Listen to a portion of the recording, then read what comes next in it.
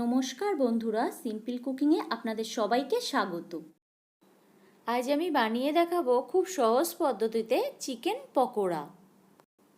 এর জন্য এখানে আমি 250 গ্রাম বোনলেস চিকেন নিয়েছি। চিকেনের পিসগুলো ছোট করে কেটে নিয়েছি। এর মধ্যে দিয়ে দেব 2 চামচ মতো পাতিলেবুর রস, আর দিয়ে দেব এর মধ্যে 1 চামচ রসুন বাটা, 1 চামচ আদা বাটা, পরিমাণ মতো নুন, লঙ্কা গুঁড়ো, জিরে গুঁড়ো, ধনে গুঁড়ো, গোলমরিচের গুঁড়ো, গরম মশলা পাউডার ও চাট মশলা পাউডার। আর দিতে হবে পেঁয়াজ, লঙ্কা ও ধনেপাতা কুচি। ধনেপাতা আমার কাছে ছিল না, তাই আমি ধনেপাতা দিইনি। দিয়ে দেব 2 চামচ কাঁচা সর্ষের তেল, 4 চামচ কর্নফ্লাওয়ার ও 2 চামচ বেসন।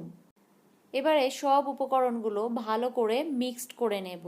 এখানে আমি কোনো জল অ্যাড করব না, এটা শুধুই মাখবো, তাহলে চিকেন পকোড়াটা মচমচে খেতে হবে। এখন আমি এর মধ্যে দিয়ে দেব 1/2 চামচ পরিমাণ বেকিং সোডা।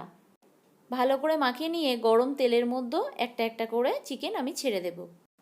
আমি কিন্তু চিকেনটাতে মশলা মাখিয়ে ম্যারিনেট করে রাখিনি।